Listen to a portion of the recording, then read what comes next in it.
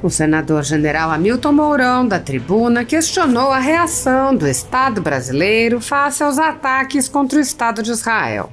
O senador relembrou os eventos históricos que tornam a situação na região tão complicada e alertou: clichês, chavões e carimbos não ajudam, muito menos ideologia, a construir uma visão responsável e abrangente sobre um conflito que deixou de ser regional para se transformar em mais um foco de tensão no cenário internacional, já crispado por uma guerra na Europa e crescente rivalidade no Extremo Oriente.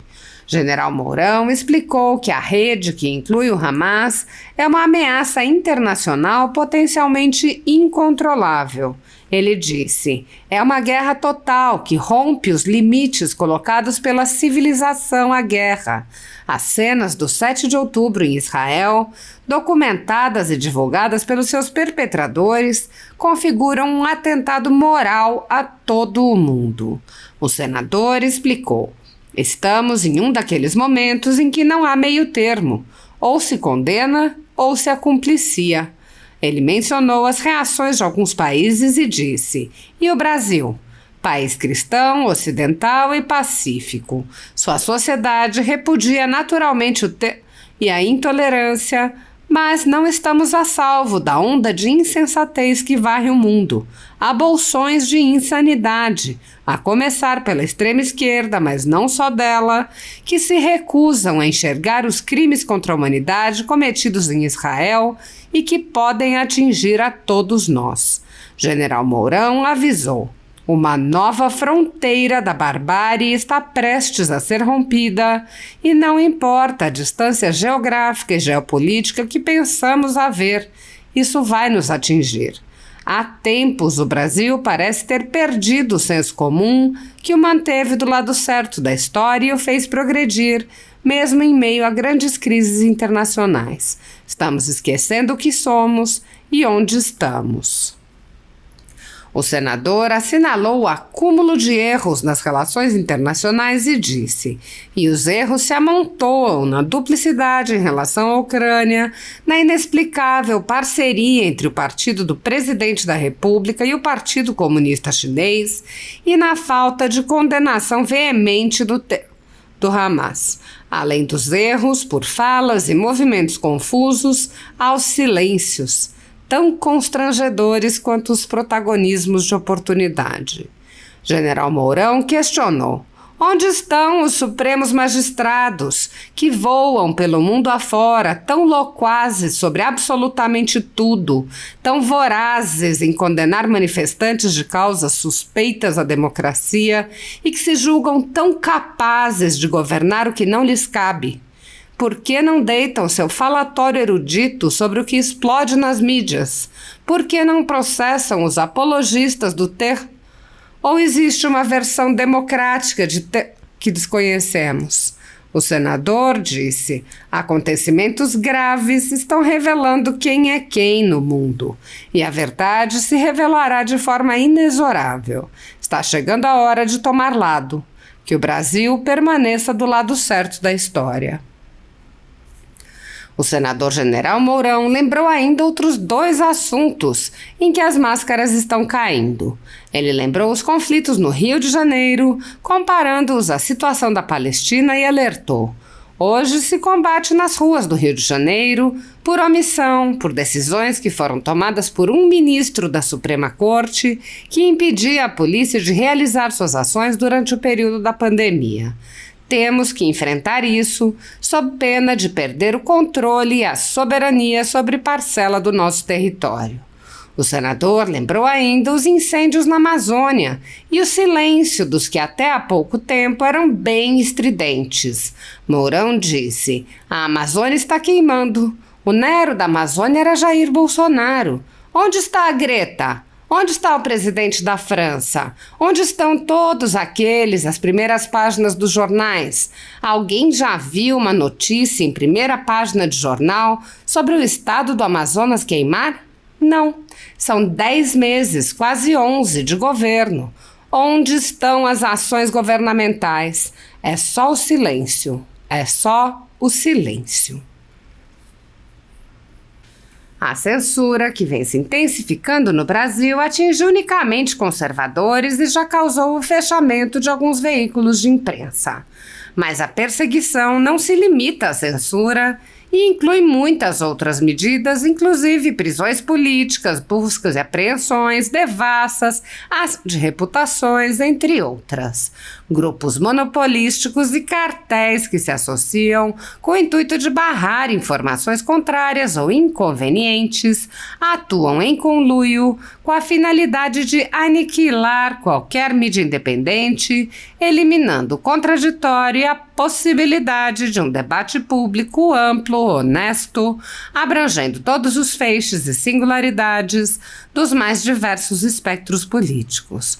Controlando as informações, o cartel midiático brasileiro tenta excluir do debate e, em última instância, da vida pública os conservadores e os veículos que dão voz a essas pessoas.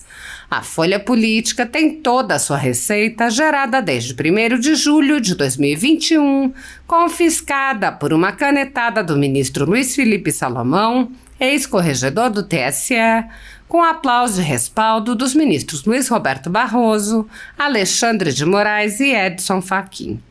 O inquérito administrativo já está no 3º relator, o ministro Benedito Gonçalves, que impôs novas restrições ao canal a pedido da coligação de esquerda que disputou a eleição. Há mais de 27 meses, toda a nossa receita é retida sem justificativa jurídica. Anteriormente, a Folha Política teve sua sede invadida e todos os seus equipamentos apreendidos a mando do ministro Alexandre de Moraes.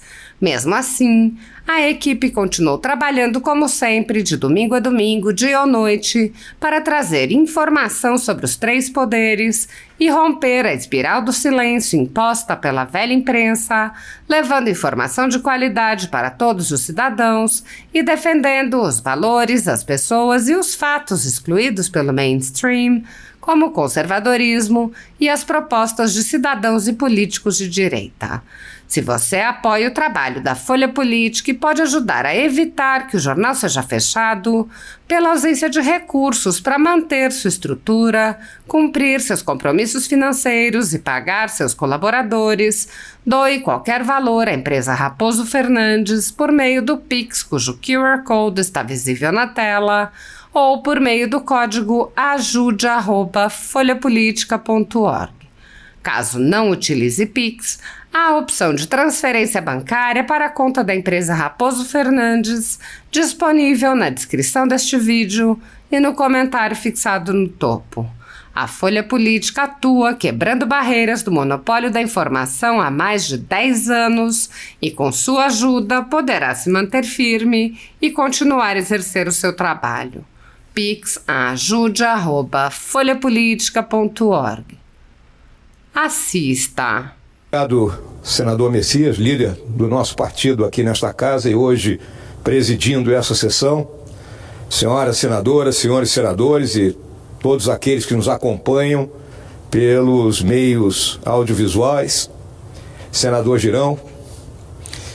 Preconceitos condicionam as estimativas de inteligência. Foi assim que Henry Kissinger explicou como na Guerra do Yom Kippur, egípcios e sírios surpreenderam os israelenses presos a ideias pré-concebidas quanto à capacidade do inimigo. E foi precisamente em um sábado, 50 anos depois, que um juiz antecipado, dessa vez sobre os objetivos do inimigo, cegou Israel para o ataque brutal que atingiu sua população civil como nunca. Em 1973, Saddam não queria a destruição de Israel, só o seu respeito. Em 2023, o Hamas quer ser reconhecido como a única opção para destruir Israel. 75 anos depois de uma guerra para varrer Israel do mapa, cujo único resultado foi lançar 750 mil palestinos em campos de refugiados no Egito e na Jordânia, uma nova guerra é deflagrada em nome dos palestinos refugiados em sua própria terra, indesejados pelos vizinhos e transformados em causas de outras causas. De 1948 para cá, nacionalismo e zelotismo, Guerra Fria, Guerra Civil no Líbano, Revolução Islâmica no Irã, tornaram mais difícil a solução da coexistência dos estados judeu e palestino, em uma região convulsionada, além do conflito árabe-israelense, pelo árabe-iraniano e pelo sunita-xiita. Todos esses fatores presentes na guerra que se iniciou naquele fatídico sábado 7 de outubro. Clichês, chavões e carimbos não ajudam, muito menos ideologia, a construir uma visão responsável e abrangente sobre um conflito que deixou de ser regional para se transformar em mais um foco de tensão no cenário internacional, já crispado por uma guerra na Europa e crescente rivalidade no Extremo Oriente. Os Estados Unidos terão que voltar a colocar seu peso específico no Oriente Médio, mostrando ao Irã que é capaz de solucionar mais crises do que esse de criá-las. E também a Rússia e a China, que não devem apoiá-lo na perigosa aventura que se lançou ao engendrar uma guerra terrorista em larga escala no Oriente Médio. O conflito que se inicia é uma escalada sem precedentes com forma de guerra, muito além do verificado no 11 de setembro e na série de atentados na Europa e ao redor do mundo desde então. A rede de organizações na qual se destaca o Hezbollah e o Hamas, empenhada em nada menos do que a destruição de Israel, é uma ameaça internacional potencialmente incontrolável. É uma guerra total que rompe os limites colocados pela civilização à guerra. As cenas do 7 de outubro em Israel, documentadas e divulgadas pelos seus perpetradores, configuram um atentado moral a todo mundo. Distintamente dos nazistas, que esconderam o Holocausto, dos soviéticos que ocultaram seus campos de concentração e dos russos que mal escondem seus crimes de guerra na Ucrânia, os do Hamas e seus associados comemoram publicamente o massacre de inocentes e, apoiados por uma perversa rede de divulgação e opinião, expandem por imagens e palavras o terror que cometem com sangue. Estamos em um daqueles momentos em que não há meio termo. Ou se condena, ou se acumplicia. Não foi à toa que os governos da França e Alemanha proibiram e reprimiram manifestações públicas de apoio aos atos. Perdem-se na história as ocasiões em que guerras, mortandades e perseguições foram cometidas em nome de Deus. Mas não há causa, razão ou injustiça que justifique a comemoração orgiástica da morte, profanação e mutilação, nem a Deus que o exija. E o Brasil, país cristão, ocidental e pacífico, sua sociedade repudia naturalmente o e a intolerância, mas não estamos a salvo da onda de insensatez que varre o mundo. Há bolsões de insanidade, a começar pela extrema-esquerda, mas não só dela, que se recusam a enxergar os crimes contra a humanidade cometidos em Israel e que podem atingir a todos nós. Uma nova fronteira da barbárie está prestes a ser rompida. E não importa a distância geográfica e geopolítica que pensamos haver, isso vai nos atingir. Há tempos, o Brasil parece ter perdido o senso comum, que o manteve do lado certo da história e o fez progredir, mesmo em meio a grandes crises internacionais. Estamos esquecendo o que somos e onde estamos. Aderimos ingenuamente a um terceiro mundismo dos anos 50 do século passado, o Sul Global, nome novo para o atraso de sempre. Durante anos, tivemos uma atitude fria e distante em relação ao governo da Colômbia, para flertarmos com a guerrilha que transbordou em crimes e drogas pela nossa fronteira. E continuamos a achar que vamos conseguir um lugar permanente no Conselho de Segurança da ONU sem poder militar e com atitudes dúbias no cenário internacional. Foram escolhas erradas, cujas consequências já se acumulam num passivo de incerteza e contradições. E os erros se amontoam na duplicidade em relação à Ucrânia, na inexplicável parceria entre o partido do presidente da República e o Partido Comunista Chinês, e na falta de condenação veemente do Hamas. Além dos erros por falas e movimentos confusos, há os silêncios, tão constrangedores quanto os protagonismos de oportunidade.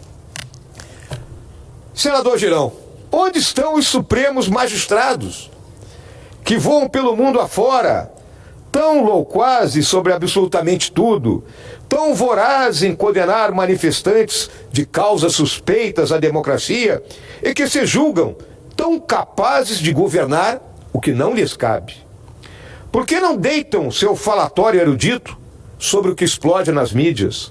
Por que não processam os apologistas do terrorismo? Ou existe uma versão democrática de que desconhecemos? Acontecimentos graves estão revelando quem é quem no mundo, e a verdade irá se revelar de forma inexorável. Está chegando a hora de tomar lado. Que o Brasil permaneça do lado certo da história. E eu quero aqui, senador Girão, também aproveitar para tocar em dois assuntos que estão ocorrendo no nosso país hoje. Um deles são os nossos, senador Messias, que controlam parcela das nossas grandes cidades. O Rio de Janeiro, nossa cidade maravilhosa, hoje se combate nas ruas do Rio de Janeiro.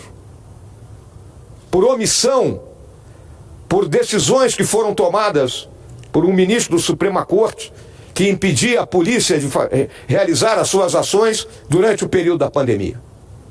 E da mesma forma como o do Hamas se aproveita de se infiltrar no meio do povo palestino, causando a morte e a confusão em inocentes, assim agem as narcos guerrilheiros que controlam as grandes quadrilhas aqui do nosso país.